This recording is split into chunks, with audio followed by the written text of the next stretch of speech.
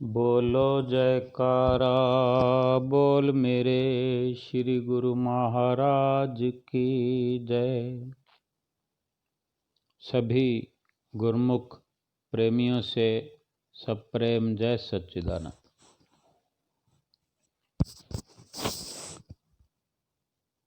आनंद रामायण में अरण्य कांड में कुछ वर्णन है।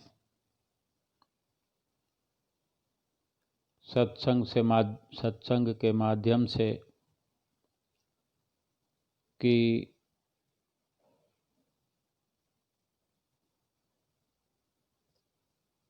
एक दृष्टांत से शुरू करते हैं। कहते हैं कि किसी गरीब घसियारे के घर में एक लड़का पैदा हुआ जो विकलांग था, जो जैसे कहते थे पहले पुराने वक्त में लूला पिंगला था।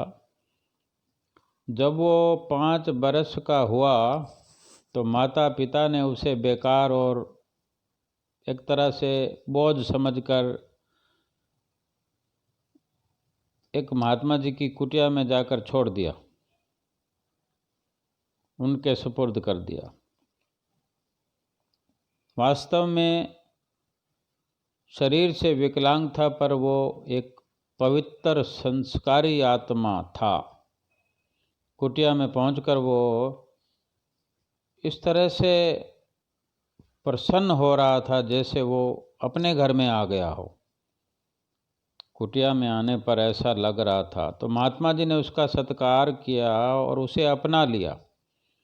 आश्रम की ओर से उसके शरीर का पालन पोषण होने के साथ साथ आत्म कल्याण की शिक्षा भी उसे मिलने लगी।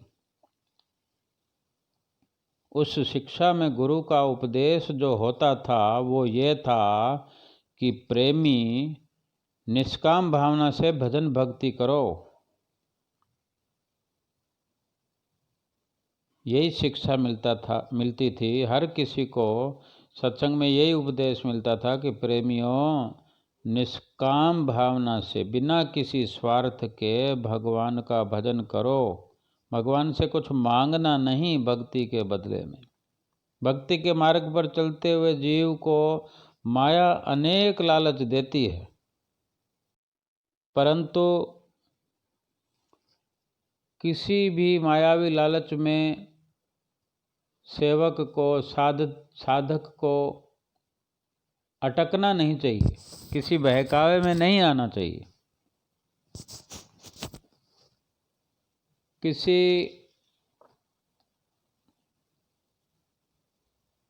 मतलब यहाँ तक कि किसी समय अगर माया हमारे सामने ब्रह्मा विष्णु और महेश की सिद्धि शक्ति का भी लोभ दिखा देवे तो उसे माया का ही रूप जानकर त्याग देना चाहिए। अगर अचानक हमें कोई इतनी बड़ी संपदा मिलती हो, ब्रह्मा विष्णु की शक्ति मिलती हो, सिद्धि प्राप्त होती हो, तो समझना चाहिए कि हमने कुछ किया तो नहीं, ये सब कैसे मिल रहा है। तो माया जानकर उसे त्याग कर देना चाहिए। भगत को, सेवक को भक्ति के मार्ग से गिराने के लिए माया के पास 2 शस्त्र हैं, 2 हथियार हैं। इस जीव को इस्तेमाल करने के लिए, उसको बरगलाने के लिए, भक्ति पथ से गिराने के लिए पहला हथियार तो ये है कि माया पहले डर दिखाती है, भय दिखाती है, धमकाती है। यदि ये डर या भय वाला हथियार काम नहीं करता माया का, मतलब ये है कि भक्त इससे घबराता नहीं है, डरता नहीं है, तो फिर दूसरा हथियार जो है वो लोभ का है। माया फिर लोभ देती है, लोभ दिखाती है, लोभ वाला हथियार काम में लेती है। अनेक प्रकार से लालच दिखाकर उसके मन को भरमाती है। परंतु जहाँ दोनों हथियार माया के बेकार हो जाते हैं और भगत जो है दोनों तरह से भी माया की परवाह नहीं करता हुआ अपने रास्ते पर, भक्ति वाले रास्ते पर चलता चला जाता है, तो फिर वही माया क्या करती है? शरण में आ जाती है। उसी भगत के शरण में आकर सेवा करने लगती है। जहाँ माया खिलाफ थी, फिर माया सहयोग करने लगती है। इसलिए प्रेमियों, गुरुमुखों, इन सारी बातों को ध्यान में रखते हुए भक्ति मार्ग पर बढ़ते ही जाओ।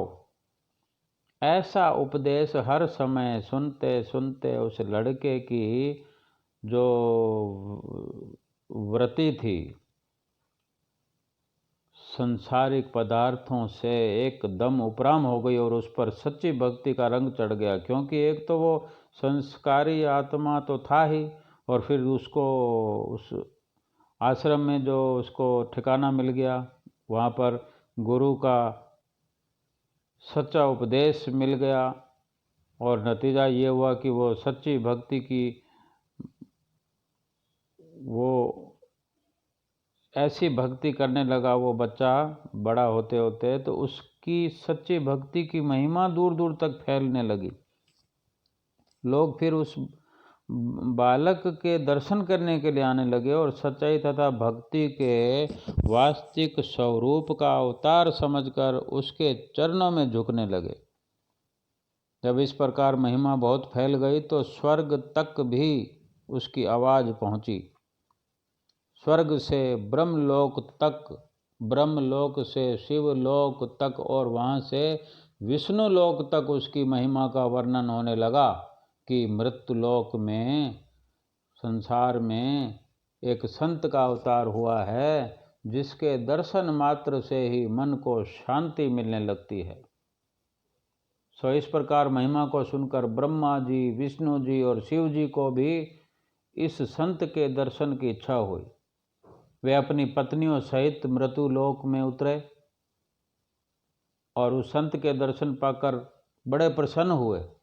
दर्शन करके जब वे लौटने लगे तो विचार आया कि इसको बालक रूप संत को कुछ देकर जाना चाहिए। वे बोले,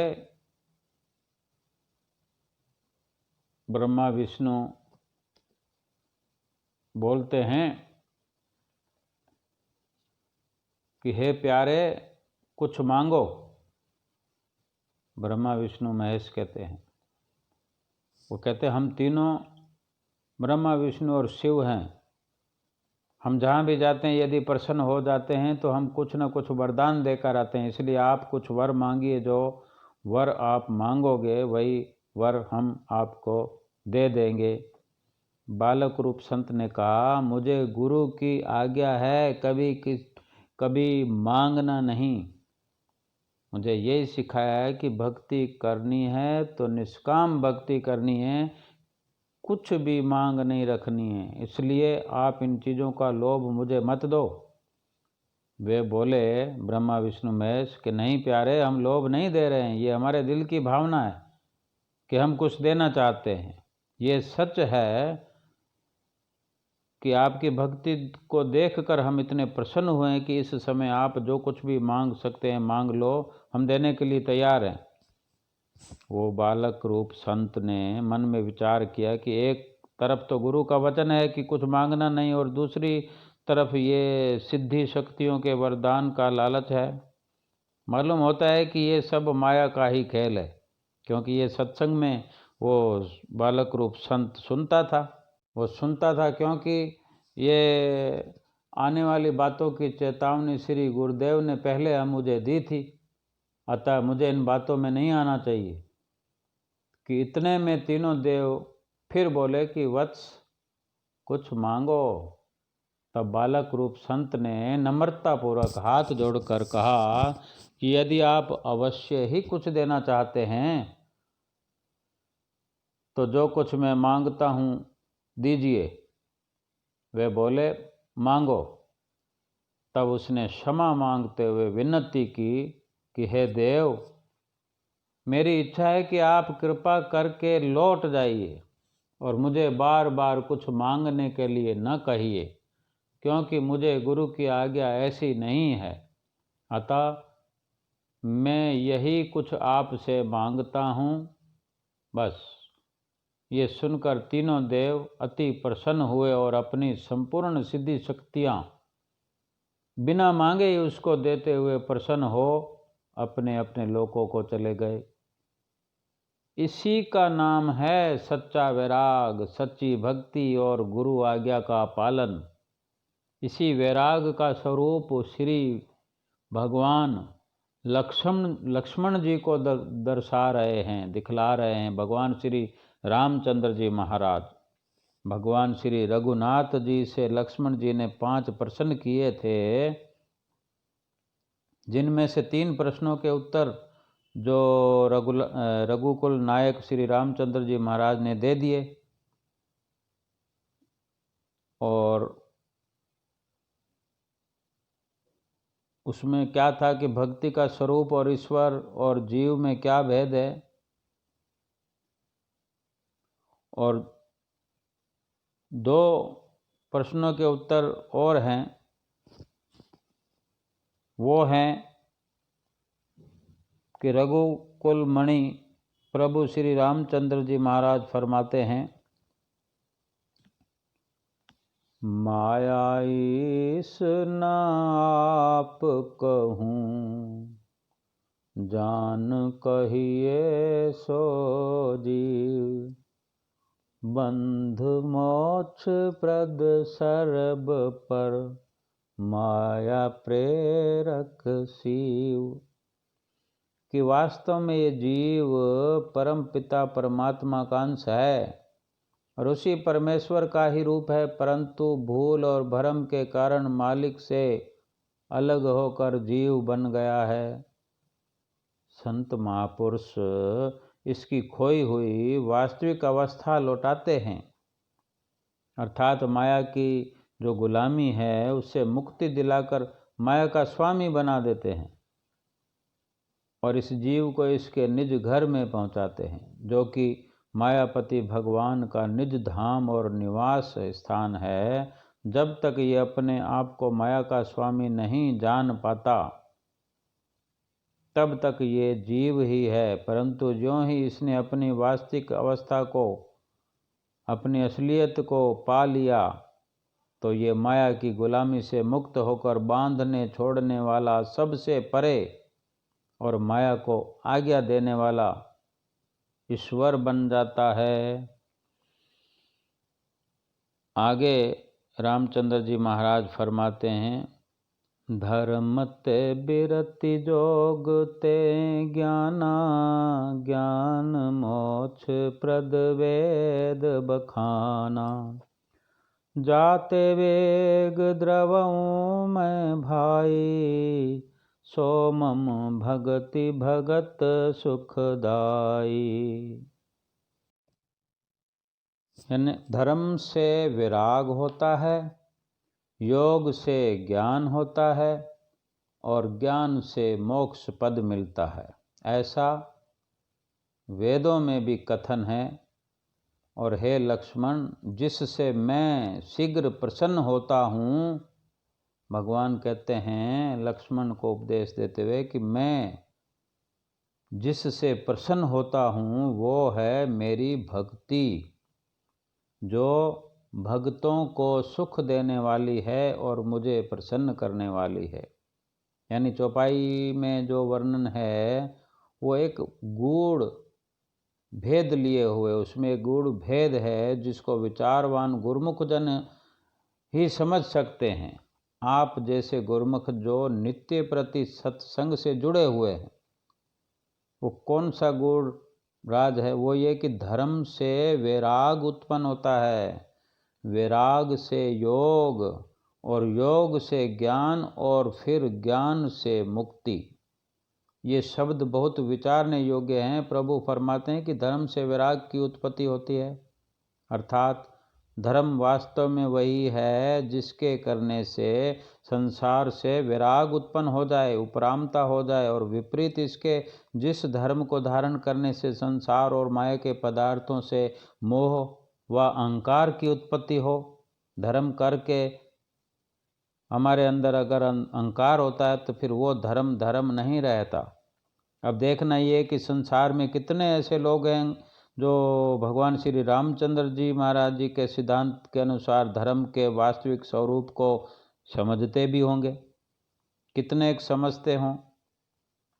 देखने में जो कुछ आता है, आम हालत तो ऐसी है कि लोग असली धर्म कर्म से लाखों कोस दूर चले गए हैं। संसार में ऐसे जीव भी अवश्य हैं जो धर्म के वास्तविक तत्व को समझते हैं, परंतु ऐसे जीवों की संख्या बहुत कम है। आम लोग जिन कर्मों को धर्म समझकर करते हैं, उन्हें अगर देखा जाए तो उनसे विराग उत्पन्न होना तो दूर रहा, विराग के विपरीत उनके मन में माया के पदार्थों में अधिक फंसाव होता है। धर्म करते हैं तो कोई ना कोई मन में कामना छिपी रहती है, कोई लालसा रहती है, कुछ सकामता रहती है, सांसारिक बंधन और अहंकार में आसक्त होते हैं वो। और ये बात कोई छिपी हुई नहीं है। जब ये अवस्था है, ये विचार बना रहता है, तो फिर वो धर्म कैसे धर्म हुए? जिनके करने से विराग की बजाय अहंकार पैदा हो रहा हो अंदर कि मैं कुछ कर रहा हूँ, मैं धर्म कर रहा हूँ, मैं धार्मिक हूँ, धर्मात्मा हूँ। वास्तविक बात यह है कि असली धर्म का रूप केवल समय के संत सतगुरु ही बतला सकते हैं, सिखा सकते हैं, वरना अपनी मनमति से, मर्जी से जो कर्म धर्म करता रहता है, उनका फल वैराग कभी नहीं हो सकता। कारण यह कि मन को जगत से वैराग पसंद नहीं है। मन चाहता है नहीं कि संसार से उपराम हो, वो तो माया का रूप है और जीव को सदा इंद्रियों के भोगों में फंसा कर रखना चाहता है, बांध कर रखना चाहता है। वो वैराग उपजाने वाले कर्म जीव को करने ही नहीं देता। इसलिए संतों का ये उपदेश होता है कि जिज्ञासु को गुरु की मति के अनुसार कर्म करने चाहिए, क्योंकि गुरु की आज्ञा के अनुसार जो कर्म किए जाते हैं और अपने मन का दखल उनमें नहीं होता, तो उनके फलस्वरूप वैराग और भक्ति उत्पन्न होती है और वही निष्काम कर्म कहलाते हैं। मन का तो स्वभाव है कि वो जो भी कर्म इस जीव से करवाता है या जीव मन के कहने पर जो कर्म करता है, उसमें शारीरिक सुखों की अनेक कामनाएं छुपी होती है, बंधी होती हैं, कुछ न कुछ चाहना लगी रहती है। फिर उनसे वैराग की उत्पत्ति कैसे हो सकती है? परंतु गुरु के मार्ग पर चलते हुए जो कर्म किए जाएं, गुरु के रहनुमाई में किए जाएं, आज्ञा से किए जाएं, या सतगुरु जीव से जो कराए, वही सच्चाई में असली कर्म है। शर्त यह है कि उनमें अपने मन की मौज का दखल न हो। तो ऐसे पवित्र और केवल रूहानी कर्मों के करने से अवश्य वैराग उत्पन्न होगा और वैराग से फिर भजन अभ्यास में वृत्ति लगेगी, मन लगेगा, अर्थात योग होगा, जिसका फल ज्ञान की प्राप्ति होगी। फिर यह सिलसिला आप से आप बंध जाएगा, क्योंकि जिस मकान की बुनियाद ठीक होती है, एक बार उसकी नींव मजबूत हो जाए, बिल्कुल विश्वसनीय हो जाए, तो तू ऊपर मकान फिर ठीक बनता चला जाएगा। जितना ऊंचा ले जाओ बुनियाद के आधार पर। अगर बुनियाद खराब हो, मजबूत ना हो या टेढ़ी मेढ़ी हो, तो मकान विश्वसनीय उसके ऊपर नहीं बन सकता। फिर कथन करते हैं कि धर्म से विराग, विराग से योग, योग से ज्ञान और ज्ञान से मुक्ति का प्राप्त होना। ये जो कुछ भी तुमको बतलाया है सो तुमने समझ लिया है, परंतु हे लक्ष्मण, जिससे मैं शीघ्र ही प्रसन्न हो जाता हूँ, वो तो मेरी भक्ति है, जो कि स्वाभाविक ही सुख रूप और भक्तों को सुख देने वाली है। इसमें विराग, योग, ज्ञान आदि सब आप से आप आ जाते हैं।